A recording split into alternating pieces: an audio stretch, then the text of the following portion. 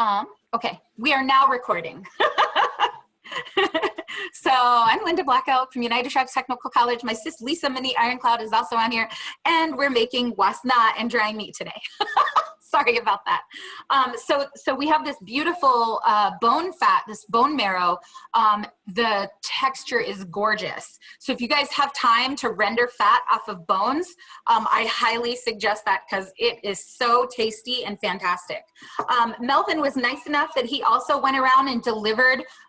We melted down the fat that he delivered to people, and I believe it was some beef fat, and it's really beautiful, has a nice color and flavor and texture. And then something that my sis Lisa always laughs at me for, my husband and I really love bacon fat. So we keep, like, do you guys have a cup that you keep on your stove where you keep your bacon grease? You can use bacon grease to make wasna. No, it is not traditional, but it's tasty and I like it. We like actually when he and I got married, we actually used our we used bacon fat to make the wasna that we handed out at the wedding. So you know, and everyone loved it. But like I said, I know that it's not traditionally what you're supposed to do. Sorry, I'm just having to mute some new folks here. So I guess that is to say, the reason I'm saying that is because you can really use any solid fat that you want. And I have met people who use coconut oil. You know how coconut oil is solid at room temperature? I have met people who use coconut oil. In fact, I have a friend who's vegan, but she still loves traditional food. So she makes her corn balls, which we'll talk about in a little bit, with corn, berries, and coconut oil. So, and a little bit of sugar. So we'll talk about that later and those options, but use whatever you're comfortable with. It just has to be a fat that's solid at room temperature, okay? Sorry, we're talking, some people are talking about bacon grease and bacon fat in the chat, and it's great. Okay, so first of all, let's talk about drying meat. Where's that roast? Okay, so we have a beautiful buffalo roast here that Melvin brought us. And it's interesting. And sis, I'd like to hear you talk about this a little bit because it's interesting. Just today, Lisa and I were talking on Facebook with some of our friends who were talking about whether or not you cut the meat with the grain or against the grain, right? So you can see the grain of this roast goes this way, right? See the lines, how they go this way? So traditional bapa, you know, it depends on who you're talking to. Some people say you cut it with the grain. Other people say you cut it against the grain so that it's actually more tender that way. And sis, do you want to tell people what you do? Your thoughts on that? Both homes are run by Rivera. The company also runs a care home in Edmonton where at least 10 people. Can you hear me, sis?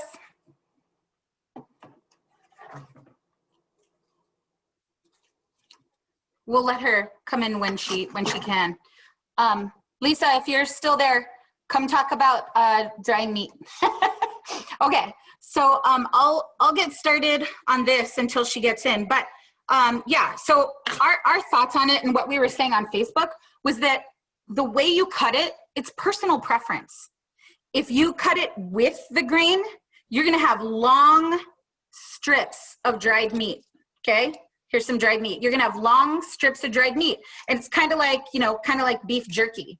But if you go against the grain, you know, which some people like, it is gonna be more tender and easier to pull apart.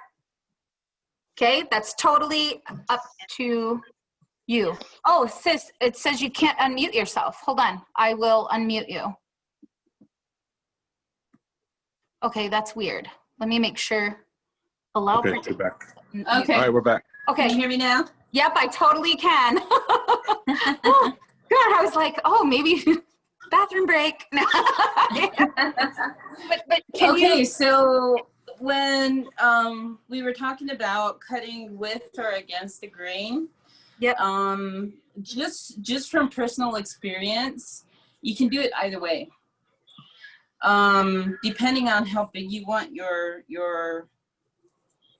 I guess your slice to be. It's totally up to you. It's your decision. Because if the roast was, you know, bigger this way and it's with the grain, or bigger this way and it's against the grain, whatever, it's your choice.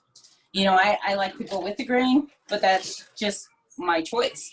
And whenever I do my papa, I make sure I leave fat on there. But anyway, it's because whenever we use these in recipes, the meat is going to cook for a very long time. Mm-hmm. If it's not cooked for a very long time, then like soups, you know, because a lot of times they'll throw salt pork in it, or they'll keep the fat on it and use the fat or the bone marrow to soften up that meat, and it cooks for hours.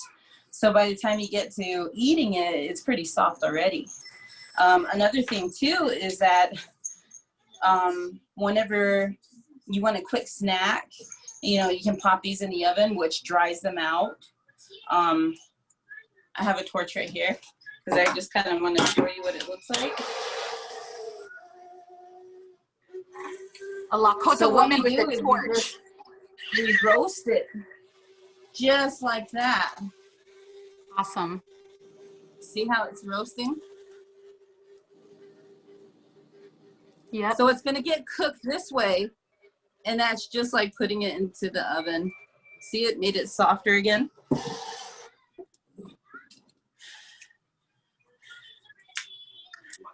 And it makes the meat a little bit soft. Whenever it sits for a while, it'll harden back up, and then that's whenever you work with it, because it's going to make it so that you can get it really fine. I mean, the powder from the meat almost gets fluffy, you know, so we usually do it that way, where we're roasting the meat and then we're pounding it. So whether it was cut with the grain or against the grain didn't make a difference. Right. And that's just from personal experience, you know, just going out there and trying it and testing it out. So I know that it hasn't made much of a difference in the foods that we use it for, the Lakota style foods. So, but that's just from my own experience. So. Yep. I totally agree with you, sis. Like, I just think, like, I think, you know, some people, I mean, it's going to get shredded up, or it's going to get, you know, cut up, and it's just, you know, totally personal preference. So we do have a couple of questions on here. And I love your answer to the first one, so I'm going to let you go first on that. The first one is, can you add seasonings to the meat as you're drying it? JT is asking. Yes, you can. You can do whatever you want with your meat. If you want to add seasonings or not add seasonings, that's up to you. I'll tell you the reason why I don't do it is because of the recipes I use the meat in. So, like, well, I don't like my Wasna peppery and salty, so I'm not gonna, you know, season that meat. Even with my soups, I don't know how people like their soups. So a lot of times when I make the soups, they might seem a little bland, but that's just out of consideration for other people. So I don't want my meat flavored. That's just personal preference. But if you decide that you want to, you should do it. Right. Yeah, you can make this like beef jerky. I mean, you really can. You could even, you know, if you wanted to, you could add a little of that liquid smoke or whatever, and basically make your own jerky. You're just dehydrating the meat. You're just air drying it. But, you know, if you wanted, you have a good dehydrator at home, put it in there too. You know, if you want to put it in the oven because you don't have a fan to put on it, or you're worried that your house is too humid because you're making soup all the time, put it in the oven, you know, for a little while and let it dry that way. And then there's another question: what cut of meat is most commonly used for dried meat? And this is a great question, and I'll answer from my perspective, and then Lisa will answer. You know, we'll use whatever we can get to dry meat, you know, like, and the thing is, like, look at this. So this is a bison chuck roast, and it's very fatty. Now, we love the fat, and we're going to even slice that up and hang that to dry because we love that fat. But, you know, some people don't like that as much. So, and then, like, you know, if we get a deer back strap or something like that, shoot, we'll cut that up and we'll dry that. Like, you know, even when my husband was growing up, you know, sometimes, you know, they weren't wealthy or anything. So people, you can talk about this if you want, dear. People would give them just sort of like the hind quarter or something, and they would cut it all up and dry it. It really, so the cut doesn't matter quite as much. Do you want to address that, sis? Yeah, I think that, well, so the way I was taught was backstrap and the roasts that were gobbled, that were cut really thin, and then they hung the meat to dry. But I feel that if I lived back then and I could cut up a heart or cut up the calf meat, you know, because the muscle meat towards the calf is really sinewy, I would do that too. You know, anything that I could dry, I would dry. But just from what I was taught, it was the roasts and the back straps, because they didn't have all that sinew in it, or if they did, it was removed. And if you tried to do that with the meat towards the calf, you're going to be spending a lot of time removing that sinew. So, but I feel like, I mean, if you want to dry it, dry it. Yeah. Check it out. Yeah. Totally. All that sinew. Oh my God. I prefer to use, you know, all that stuff just for stew meat or whatever, you know, just because it's so hard to, if you're going to try to cut it into strips to dry, it's just so hard to get past all that sinew. Yeah. But you do what you got to do, you know. So, and then go ahead, sis. Oh, I was just gonna add real quick, was that back to the seasoning of the meat. You know, a lot of us forget what meat tastes like on its own, and meat is actually pretty delicious on its own without the salt and the pepper and stuff. I mean, I just wanted to throw that in there. It is. It's really delicious. You know, and that's like another thing that I think is important to talk about is we have to really start wanting to taste our food again. You know what I mean? Like really, I say this all the time, and a lot of you have probably heard me say it 100 times before, but we're so used to all of our food being sweet or salty that we've forgotten the way that things taste, right? So, so, you know, get used to it again. You know, even meat that's super good, I hear people describe it as gamey. You know, even if it's really good meat and it's not gamey at all, people describe it that way because they don't know how meat tastes anymore. So, right. Yeah. So, yeah. I like what you were talking about. I mean, it's not meat, but I have dried plums here today for my wasna that I'm going to be making. Yum. And a lot of times people won't eat the plum because it's really tart, or they will sugar the hell out of it because it was tart, you know? Yeah. I think that, I mean, going to our fruits and our berries and stuff, even that, you know, wanting that bitterness or whatever, because I remembered you had talked to Arlo about that once. Do you remember that? I do. I remember that. Yeah, about the importance of bitter. How important that, because really, guys, bitter is medicine. Like those bitter alkaloids, what we call them, that's where the medicine is. So it really is important to have bitter flavors in your food, you know. And recently, Lisa's husband Arlo was eating some liver or kidney that was actually dipped into the bile of the buffalo. And he was, you know, we were talking about how incredibly bitter that is, and like, why would people want to do that? But, you know, it's medicine, right?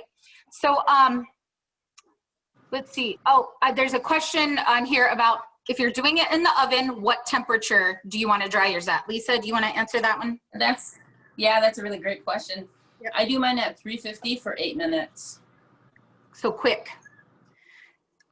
Is that for roasting or for drying? Is that for roasting the bapa or for drying it? That's after the bapa is done. You want to throw it into the oven when you're making like wasna. So you want to dry it out a little bit more. Yeah. And pound it. That will give you that fluffiness, the fluffy type of meat. But what temperature, if you're actually drying the meat, like if you're starting off with strips of fresh meat and you want to dry it in the oven? Oh, go to the lowest, right? The lowest temperature that your oven can go to. Yeah. So Luke was talking about how when he was growing up, they just used the pilot light because they had a gas stove. They didn't even turn the oven on. They just used the pilot light to dry their meat in the oven. So, but you know, I hear different things. 145 is the pretty standard. Somewhere between 135 and 145 is the standard temperature that I hear for drying meat. And you just lay it out on a cookie sheet, lay your strips out on a cookie sheet, put them in the oven, 135 to 145 until it's dry. And you'll know when it's dry because it'll, like, here's some dried meat. This isn't oven dried, this is air dried, but you know, like that. And then if you're making wasna, okay, so here we are, you know, drying our meat. We just wanted to kind of review that. And it's just thinly sliced, you know, whatever way you want. Don't take the fat off. You can take the sinew off, but like Lisa was saying, don't take the fat off because the fat actually makes really nice wasna later. Plus it's really delicious and good for you. Here, can I give you that? And can you get me a towel? So after you have dried your meat, whether you're drying it in the oven or air drying it on a rack, like the one I have behind me, or Lisa has wooden bars up in her kitchen, and she dries the meat overhead, you know? So you can like, and some people will use a rope instead. I know people who dry meat in their basement. They have rope going from one end of the basement to the other. I know people who dry meat in their garage. You know, they'll just string a rope from one end of the garage to the other, and you can totally do that as well, okay? And yes, Mariah's asking if I've ever used a dehydrator. Yes, many times. And it's usually about 135 or so, 140 to dry meat in a dehydrator. You just put the strips in there, turn the dehydrator on. It's that easy. Traditionally, Lindsay is asking if there's a way to do it outdoors. And traditionally, it is done outdoors, right? It wasn't done in a teepee or anything like that. I mean, it was done outdoors. These days, there's a lot of flies. There's actually, I don't know if you guys have heard the stats, but there's, you know, something like 200 times more flies now than there were 200 years ago. I think it's because of all the big cattle operations and stuff. But you can absolutely do it outside. My husband's family will set up, a, like a mosquito tent, I guess you could say, and they'll set up their drying racks inside the mosquito tent and dry it like that. And then sis, I want you to address that, but I wanted to, there's other questions too. Let me see here real quick. Okay. I'm gonna address the one about drying outside. So now the chat, I believe, is public. I don't know why it was private and I was the only one who could see it, but now everyone can see the chat. So my husband will try to field some questions for us as well. Anyone? Okay. Yeah. So do you dry your meat outside ever, sis? No, I just do it inside because it's more convenient for me. Because I do have the boards on top of my kitchen, so I can just leave them there and not worry about the flies. So I've been doing that, just drying inside. But I do know that they would have the kids a long time ago.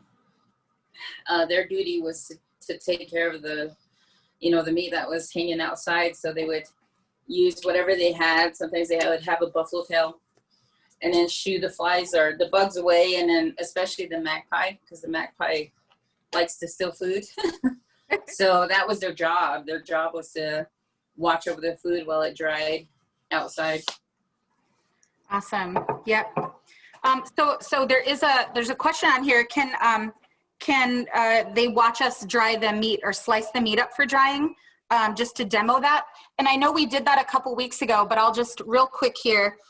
So now if you're super like good at this or whatever, you could probably make this entire roast here into one big long piece of meat. I am not that talented. And so I just basically start at one end. There's a couple different methods. I start at one end and I just run the knife under my hand like this. Lisa, you don't have a roast in front of you right now, do you? I'll just try to show how. It's okay. I'll just try to show how you do it. So she's amazing and patient. And so she'll hold the meat like this and sort of guide her knife little by little. And she's able to get, I'm not even kidding you guys, Lisa will get like pieces of meat the size of curtains. like meat curtains. And it's amazing. But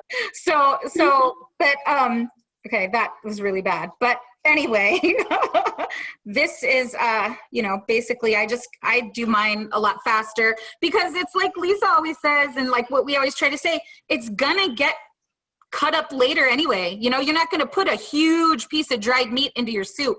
It's gonna be smaller pieces like this, Man, that's a nice fatty piece. I can't believe all the fat on this roast. But let me just demo it one more time.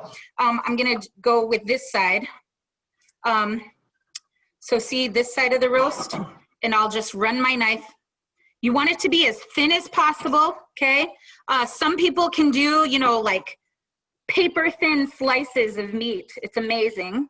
But, as long as it's some good thin slices with the meat or with the fat on there, however, and then you just hang it up to dry. It's really that simple, I was actually scared when we did the drying meat class over Zoom last time, because I was like, how are we going to talk about drying meat for an hour? Because it's just it's really such a simple process. But, and don't be afraid. Don't be scared. Just try it. Give it a try. Don't be scared, because if you notice, like, man, my meat's not drying, just turn a fan on or something like that, just make sure you have good airflow. Make sure you have good airflow in whatever room you're drying it in, and you'll be fine. How long does it take to dry the meat, Barb is asking?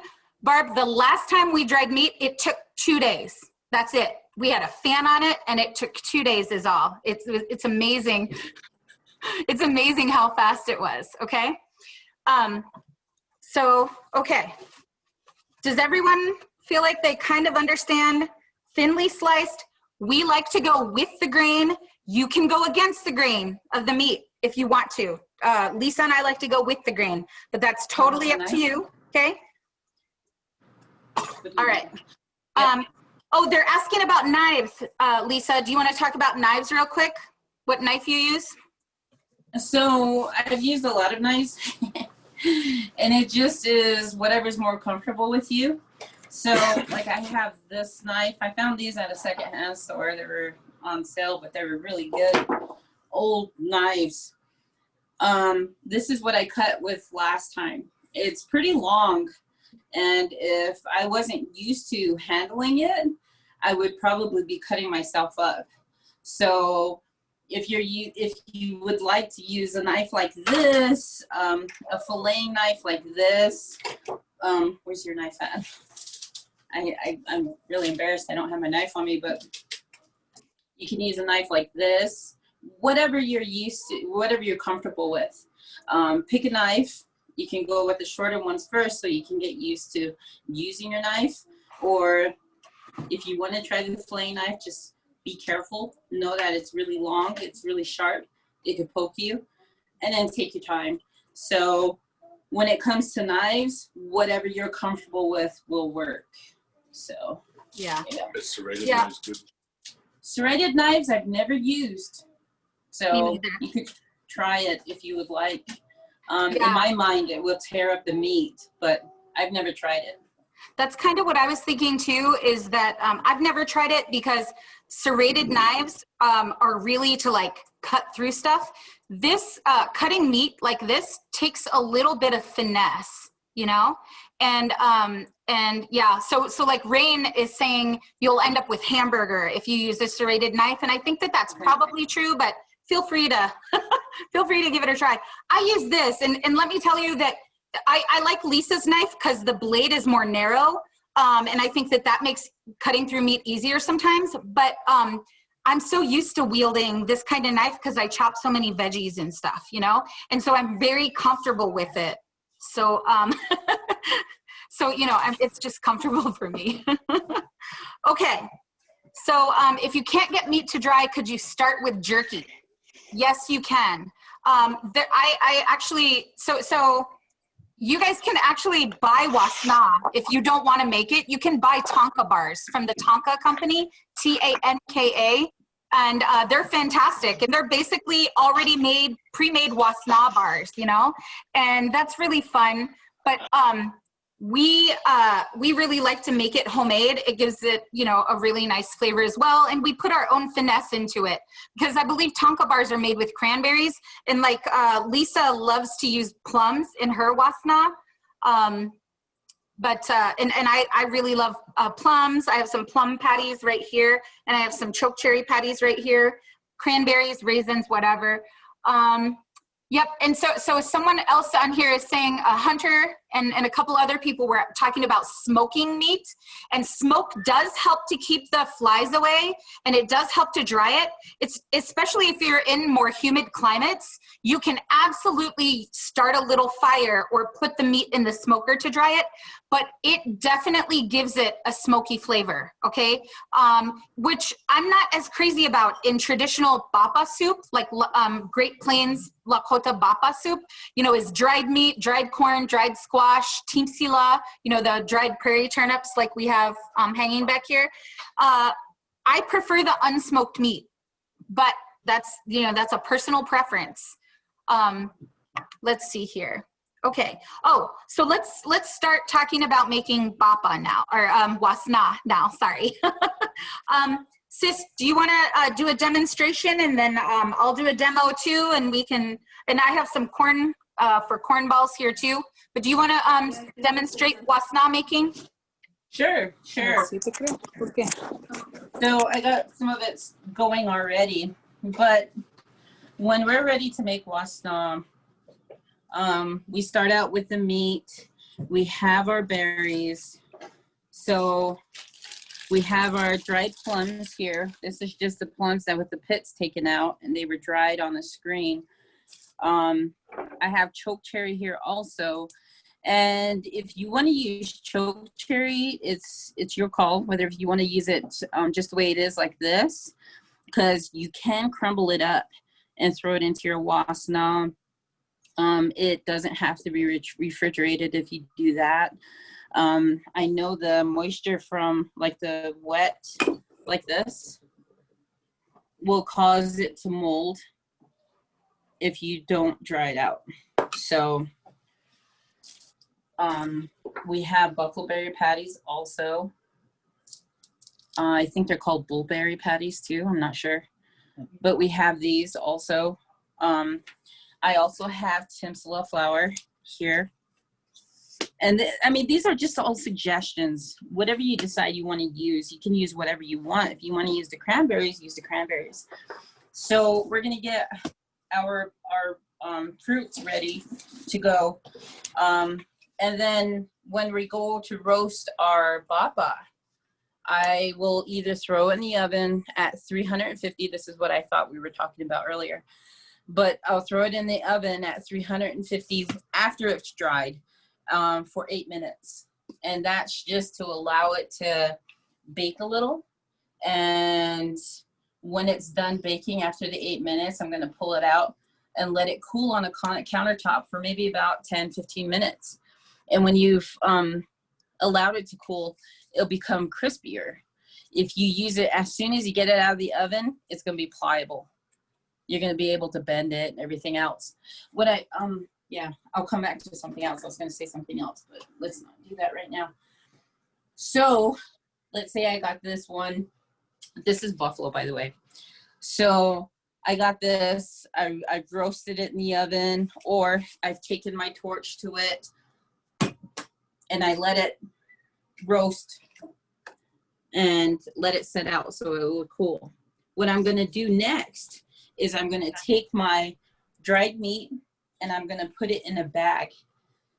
I have bluebird bags, and that's just because I am blessed with family down in New Mexico. My Tui, Judy Cornelius, my auntie Carlene, they've, and my mushke, Jen Robertson, they've saved the bluebird bags for me and sent them up here. So I'm really thankful for that. If you don't have bluebird bags, these are bags that I made, because we were talking about this last time also.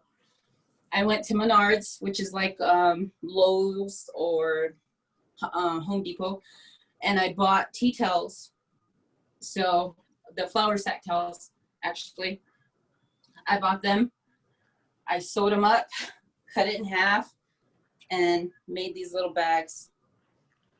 So I'll be using that for storage and also to kapa the bapa. I hope I said it right.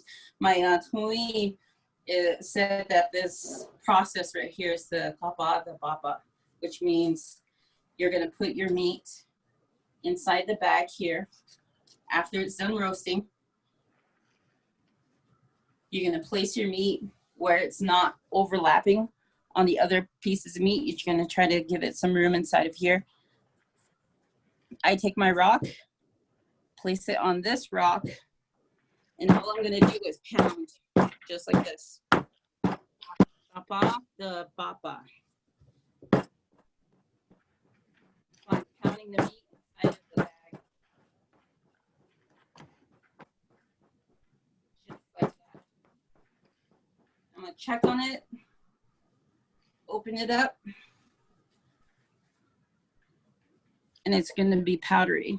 It's not gonna be this powdery. I just wanna let you know, you're gonna have to work at it. This is what I had done previously so that we could be ready for this part. So this bapa is actually really fine. It's pounded pretty good. It's almost fluffy. If I kept pounding it, it would be fluffier. And that would be for people who have a hard time chewing on things. You know, they don't have the teeth or whatever it is. Getting it as fine as you can get it really helps them a lot. That's the same with the choke cherries too. The choke cherries, you want to try to get the pit, because when we use choke cherries, we keep the pit inside the berry. That way the medicine which is in the pit, you know, stays with it and it will go into the wasna. What I'm going to be using today for my fat is kidney fat. So this right here is kidneys that were fried and the fat rendered off and then stored for later. So that's what I'm going to be using for my fat, is kidney fat. So let's get started. We'll start putting everything together. So we're not going to use very much fat initially. We can, and I'm going to use my torch with this, which I'm pretty excited about because I haven't used my torch to melt kidney fat yet. So we're going to melt our fat.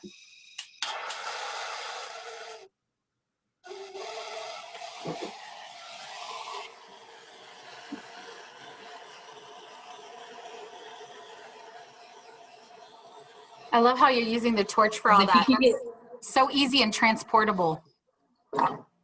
Yeah.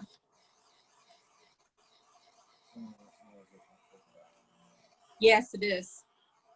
It's buffalo fat. Beautiful. So we're going to render our fat. And I want to be clear with this. This is just one way to make wasna.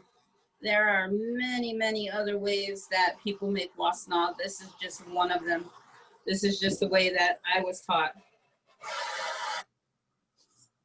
the best way to know how to make it is by trying it.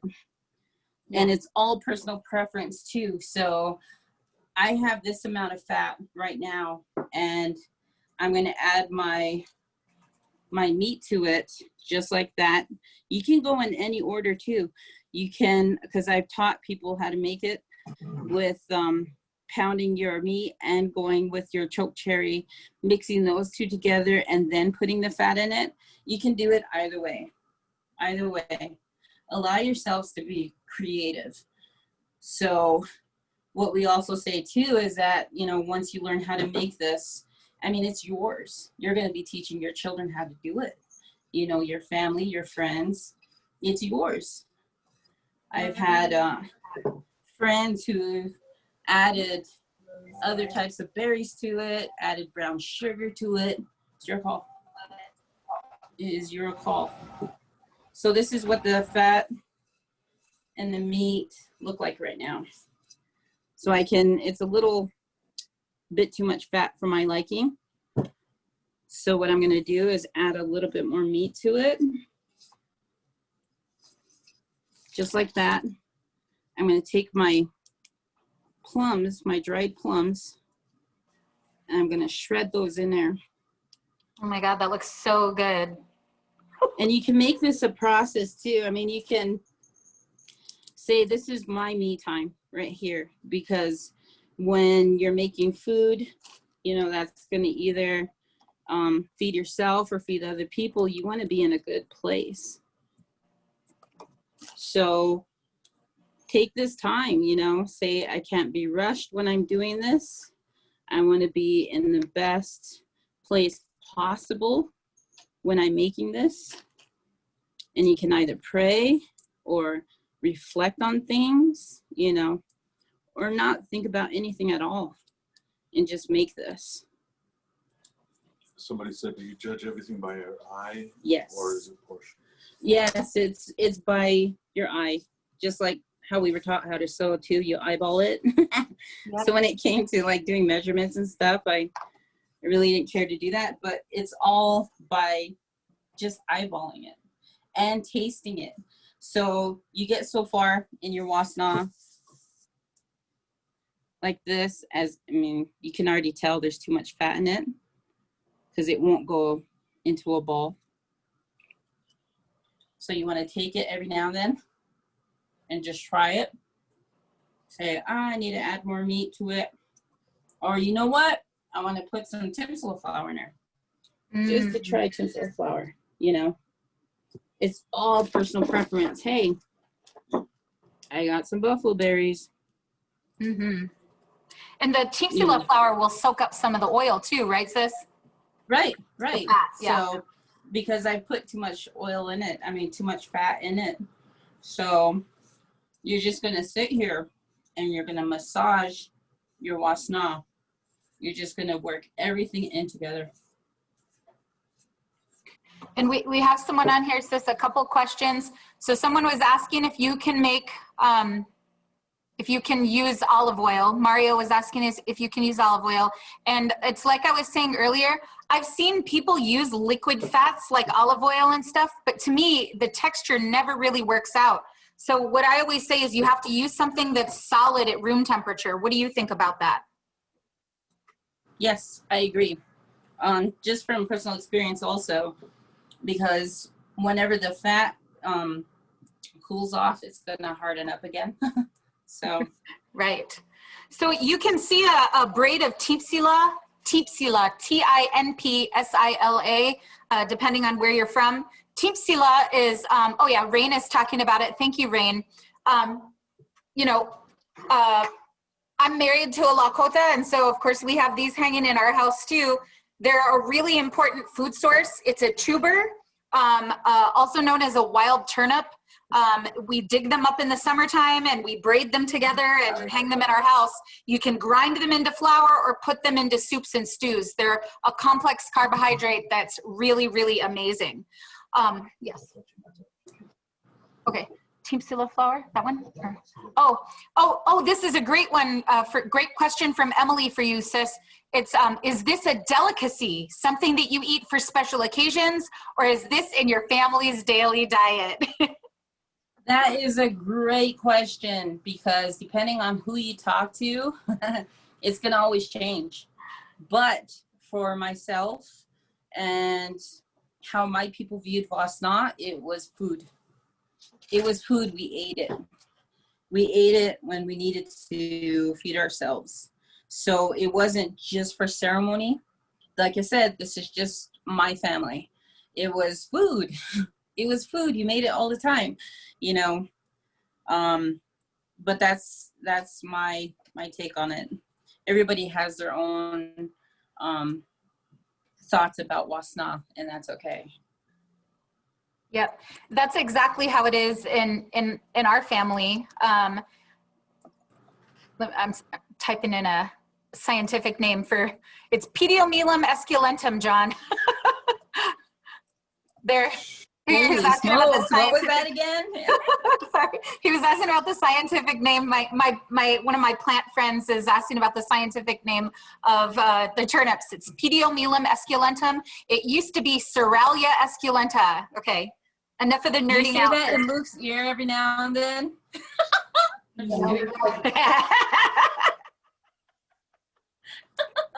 He loves it. I know, those are your Say it sweet again, baby. It's been recorded.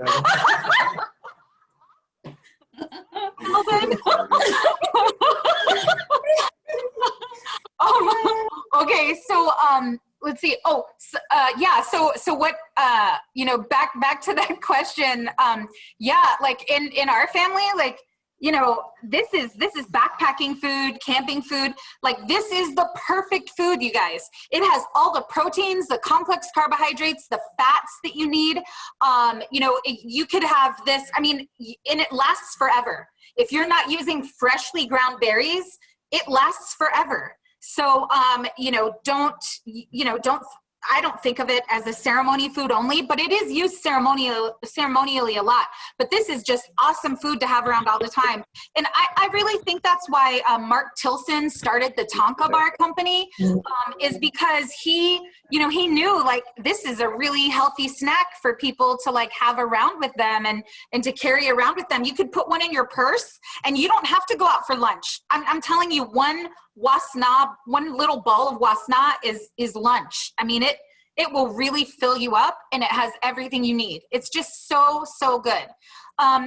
Okay, a couple other questions that I see. Can you recommend a substitute flour in case you can't get tipsila? You can honestly use anything. I'll let Lisa answer this too. You can use anything. I don't like to use white refined flour in traditional food, but you can, if that's what you have, go ahead and use it. You could use cornmeal. You could use, some people love the mixture of the meat and the corn together. Delicious. You can totally do that. You could use acorn flour. We usually try to grind up some acorn flour every year, and it's really yummy and delicious. So yeah. Sis, do you have any on alternative flours? I really don't put timsala flour in my wasna too often. So I don't know, maybe cornmeal if you parch it. Parch the cornmeal, put it in there with it. Other than that, I've never really tried like almond flour. I think you could do flaxseed if you wanted to too. It's your call. Yeah, totally. Yeah. I don't know about the flowers though. Well, and that's another thing that we're saying. Oh, there you're back. It's really personal preference, So again, when we store our dried meat, Lisa uses those Bluebird flour sacks. This is our dried meat, guys. And this is an old pillowcase. Not really old. It's not like I let Luke sleep on it for a couple years before I put meat in it or something. Yeah. It's a pillowcase. And this is how we store our slobber marks. Stains on there. I'm sorry, brother. I'm sorry.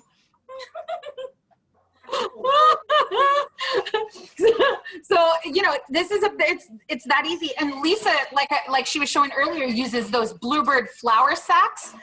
You can also, you know, like she was saying, get those tea towels or flour sack towels at your local Menards, Lowe's, all those hardware stores sell them, and you can sew these up or tie them up even and use these, okay? Use these. Now, there were a lot of questions about the choke cherry patties and the plum patties. So let me just address that real quick, and then I'll show you guys. We're making our wasna just slightly differently. It all turns out the same. But this is a choke cherry patty, and you can see the little bits of pit in the choke cherry patty. The reason is, it's like Lisa was saying, that's where all the medicine is. There are amazing phytonutrients, proteins, complex carbohydrates in the pits. You do not want to take those out, okay? You do not want to have those out of there. The pits are amazing. A lot of people, you know, I mean, we make them really fine. I actually ground these up in our Ninja. This year when we made choke cherry patties, we used the Ninja, and it worked great. Lisa uses a grinder, like a corn grinder, and it's great. And yes, even with the plum patties, like I crushed these and then did them in a dehydrator. That's why you see the lines. But these are the plum pits are right in there too. You don't have to, Lisa is actually using dried plums with the pits removed, because she's using the whole dried plums. She's not using plum patties. But when you make plum patties, or choke cherry patties, you leave the pits in, okay? And all we do is grind these up into a paste in our Ninja or our blender or our corn grinder or whatever you have. Get your stuff on. Tabletop meat grinder. Whatever you have. If you have a stone or a rock, that's traditional. And we make those, okay? There's a question about the pit being toxic. And yes, that's true. Choke cherry pits and plum pits all have cyanide in them. But it's the grinding and the drying process. It renders them completely edible. We've actually done studies on this. There are papers written about it, about the cyanide actually dissipating as a gas in the drying process. So, it's so funny because in field guides, I still see so many field guides that try to say choke cherries are poisonous, and it's just really ridiculous because they are so good. Hold on one second. Somehow Lisa got muted. Hold on, sis, I'll unmute you. Oh, there she is. Okay. Can you unmute yourself, sis? I accidentally muted you. Oh, there you go. Okay. So let's see. Okay. Melvin, you should, Lisa and I both have some frozen choke cherries and other frozen berries. I have some frozen June berries. We should totally do a class on drying berries at some point, because I think it's hard for people to accept the concept of drying things with the pit. So we can totally demo that for you guys later. So I'm just gonna go through my process for the wasna is exactly the same as Lisa's, okay? So right here, I am actually using mortar and pestle. Okay, you guys see this, this is a pumice mortar and pestle. I've talked to people who've actually put it into a blend, like a Ninja or a food processor. That's fine, but in my opinion, it made it way too fine, okay? It made the meat way too fine. Like Lisa's looked really nice, and ours, see that it's shredded. It's basically shredding it. It's not necessarily like powdering it. So we took our bapa, and you can see we're not as good at it, and so our pieces of bapa are much smaller than Lisa's. But we put these in the oven actually we did these on a cast iron pan on the stove. So you can do that, put it in the oven 350 for 8 minutes, like Lisa was saying. Put it on a cast iron pan on top of the stove for 5-10 minutes, whatever works for you. Use a blowtorch. It just makes it nice and snappy dry, so that when you crush it, it makes it a lot easier. So we have our mortar and pestle, and we just are crushing the meat like this by pounding it, right? And you can see I've already done some here. Sorry, I know that that's kind of noisy for you guys. But.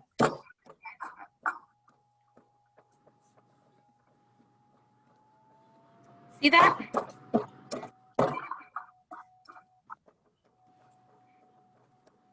And I really like the tea towel idea too, because it kind of makes it a little less messy, I think. Okay. See that, guys? So we just basically shredded it with a mortar and pestle, and you can make it as fine as you want, you know. Like Lisa was saying, it's nice to get it fine, especially for older people who can't chew as well.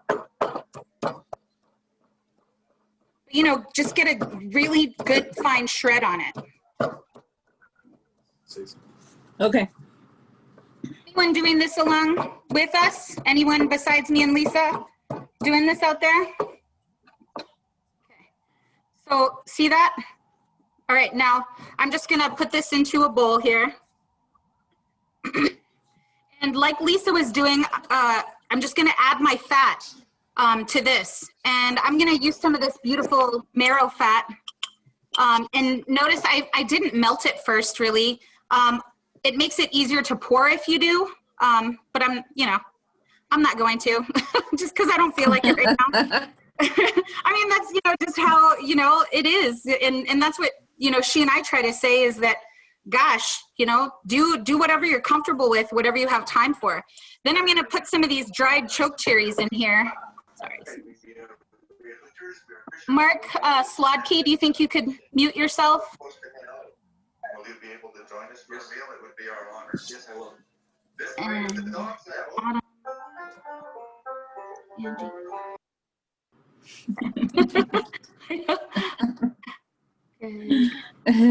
Okay, just muting people there. So if you want, you can actually pound your choke cherry patty too to break it up a little, or you could just break it up into pieces, small pieces like this.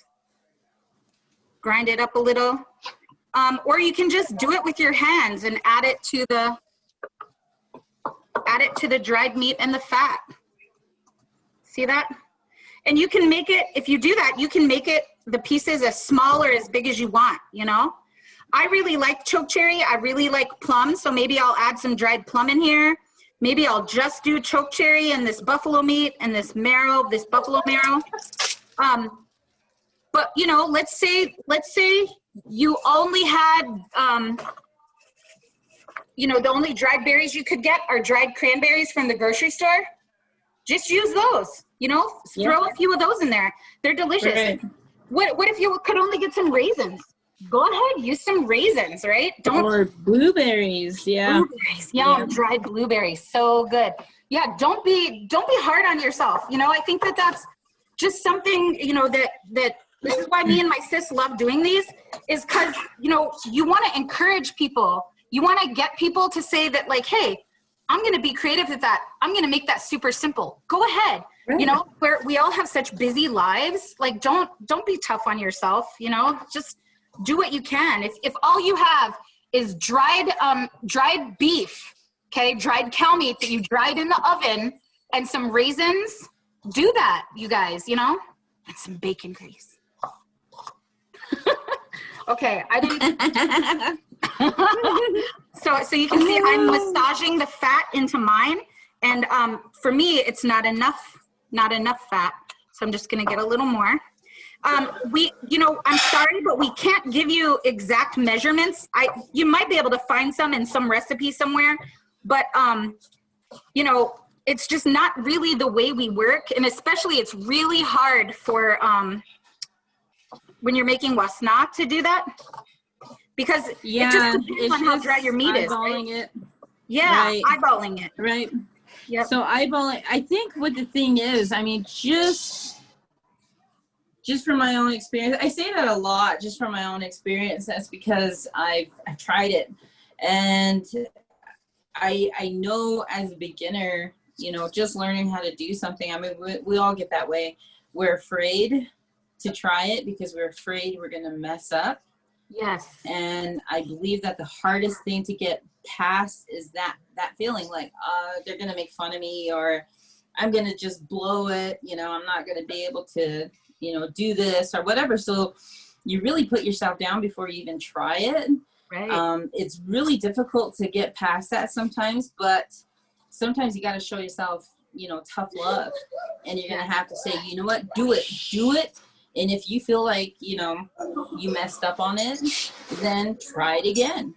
You know, who knows, you might give it a shot and you come up with this recipe that is the most tastiest wasna ever. Right. You know, you wouldn't know that until you try it.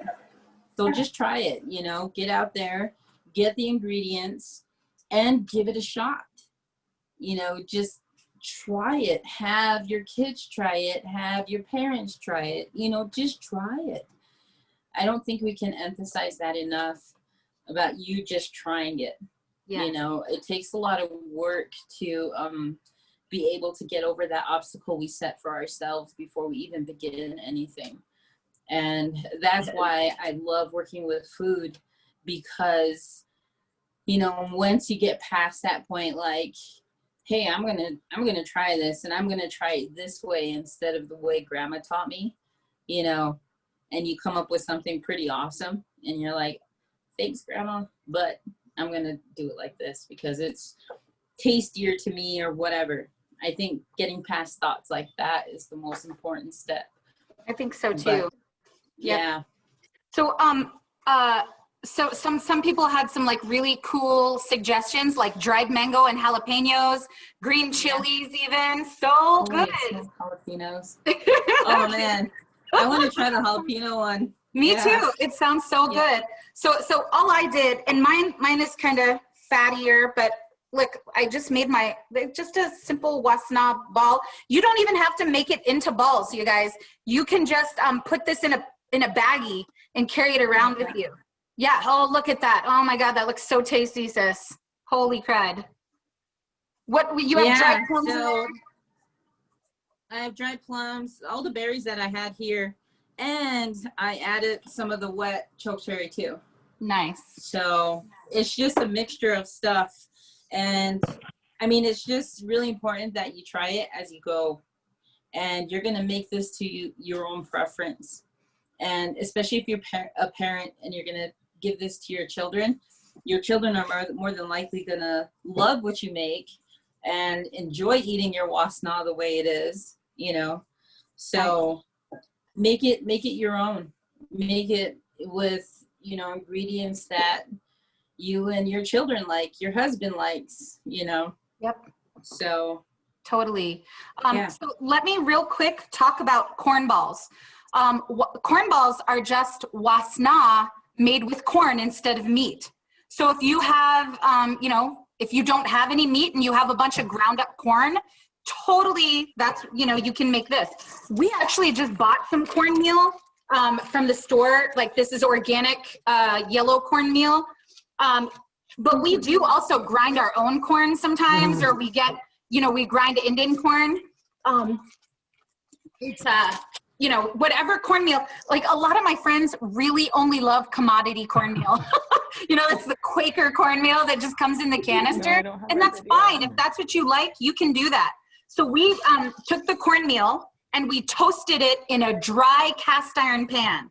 Okay. Everyone's multitasking. That's the time I can't just sit on. And these then things. we, sorry, gotta mute a couple people. Okay, we took it and we roasted it, toasted it in a cast iron pan until it turned brown. See that color difference? Can you guys see that? Until it's kind of a reddish brown color. Isn't that beautiful? Even just like this, yes. Even just like this, it is delicious, okay?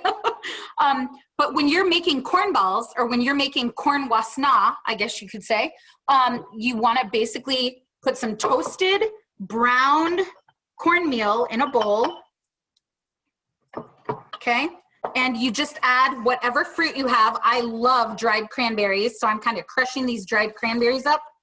And here's our secret ingredient in our family. Maple sugar. We do not use refined sugar, okay? You can if that's all you have, okay? Don't feel weird about it. No one's shaming anybody out. But this maple sugar is so delicious. And of course, it's so much healthier, so much better for us. So like in this bowl, all I have is cornmeal, dried cranberries, and maple sugar because the corn balls are sweeter. I did, Lisa, there's a question about adding salt to the wasna, and I never have, and I've never met someone else who did it, but I'm sure you could if you liked it for the flavor, right? Right. I mean, yeah, you can.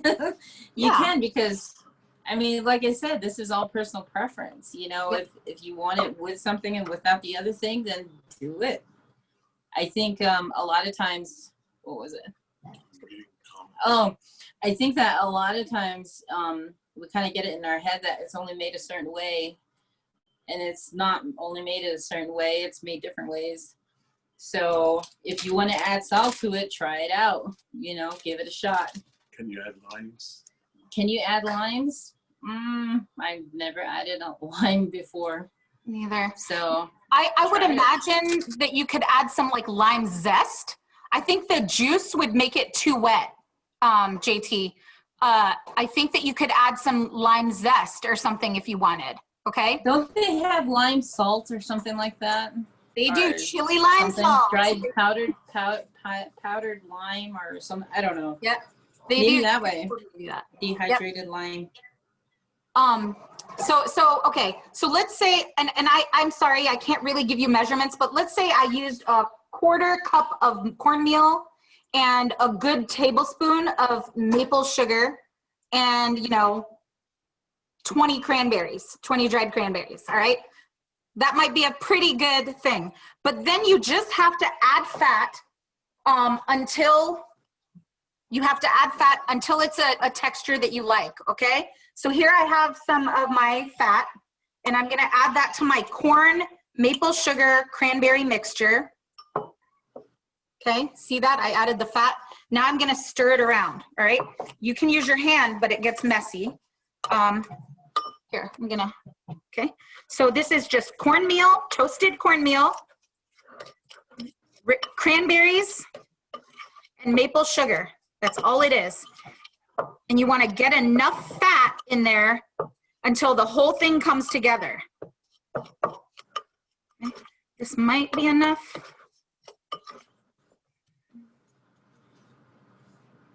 Maybe just a tiny bit more fat. And you know, that's a personal preference thing too, right? So like if you like yours a little bit fattier, like look at my, where did my Wasna ball go? Okay. My Wasna has more fat in it probably. It's a little fatty, but you know, especially when you use bacon grease, it actually tastes pretty good like that. But this is a ball of Wasna. I can put this in a bag, wrap it in a piece of flour sack or a piece of, you know, tea towel. Take this with me everywhere. Paper bags. Paper bags. So you can get bags like this, these little paper bags. Yeah. I got this one at Bread Root downtown, and it was only like $1.40 oh my God, that's so 48 awesome. bags. So that's awesome. Then you can really reduce your plastic. Huh? Then you can really reduce your plastic too. Yeah, so a long time ago, they would talk about how they would save their foods or pack their foods for traveling, and they would use paper bags. And I always thought that made the food taste that much more delicious. I don't know, it's just a kid. Just a kid in my reasoning, my logic. I was like, oh yeah, okay. But yeah, so you can find little paper bags just like this, and they hold up really well whenever you're keeping your wasna. So if you want to look for something like this, that will work too. Awesome. Yeah, I need some of those. Okay, so I made some corn balls earlier too, you know, but like, look at those. That's all it is. You can carry these around just like you do the meat wasna. You can see the cranberries in there. These are like a fantastic snack. Even like just an awesome meal. I'm gonna eat some right in front of you guys. I'm sorry, but just, don't they do that on the Food Network? They eat it in front of you. You have to. You have to try it. It's so good, you guys. Oh my God. Okay. I'm just looking at questions. Okay. Oh my God, that's so good. So, all right, we're actually over time, but I really wanted you guys to see this. Just to reiterate, just so that you guys know, like, think about it. The wasna is just shredded dried meat, berries, and fat. That's it. That's all that's in here, you guys. You can make it as complex or as simple as you want. This is, it's delicious food. It's food that feeds you physically, emotionally, mentally. It's brain food, right? It's really the world's perfect food. Has everything you need, plus it lasts forever. Highly nutritious. You know, even people will sometimes shred that and put it on top of a salad. It's delicious, right? If you like salads, you could totally shred up a ball of wasna and put it on top of a salad. Delicious, okay? That would be delicious. Yes, right? So that's all it is. It's the shredded dried meat, it's the dried berries, and the fat. That's it, okay? If you're making the corn balls, so good. It's just roasted or toasted cornmeal, dried berries, a little bit of maple sugar, and fat. That's it. That's absolutely it. Yes. Oh my God, the ingredients. No, we don't store ours in the freezer personally. We just store ours, the wasna. Now they're great in the freezer, like Rain was saying. But yeah, they are what in our house, they tend not to last long enough to have them in the freezer. But you can like totally put them in a paper bag or whatever and keep them, keep them out. But if you're going to store them long term, put them in the freezer, Yeah, so like that's why we were talking about dry ingredients versus using like these freshly ground choke cherries, because if it's going to be wet, you're going to need to either dry it out by laying it out on a tea towel or something until it becomes really dry to the touch, or use dry patties. Use the dried fruits. That way there's no moisture in your wasna, and you won't see any mold. Right. If it's all dry ingredients. Yeah. I would like to just to thank my my kumi, Karen White Butterfly, my Chepashi, Anita Afraid of Lightning, my kumi, Judy Cornelius down there in Albuquerque, and my mushke, Jen Robinson, just for being able to help me learn how to do this with kind hearts, just telling me it's okay, just do it, and kind of reassuring me. And I think that's what helped me get past that obstacle of you're gonna get it wrong, was having that support system like that where they said, do it, try it. Well, Right. Can I add this? Try it. Let's see, so That's awesome. It's really important to have people like that in your life. Like Yes. And like you do the for same me. too. Yeah. Totally. We're both like that with each other. Like, hey, that's a good idea. So Right, exactly. and if anybody has any questions, please absolutely feel free to contact one of us on Facebook or whatever if you have any questions. The thing is, what we say is just give it a try. Don't, guys, it was super fun to chill with you, get on Zoom with a couple of your friends and say, hey, let's do this, let's try this. Okay. We love you guys and we appreciate you. And it was so great to see you, sis. I love you. I'm so appreciative of you. I appreciate my teachers and the people. You're one of my great teachers. And I appreciate my teachers, even my mother-in-law, Candace Ducheneau.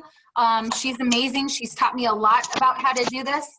And she learned it this way too, like, hey, just trying it. So thank you guys so much. This was recorded and I'll be posting it. It'll be posted on the United Tribes Facebook page pretty soon.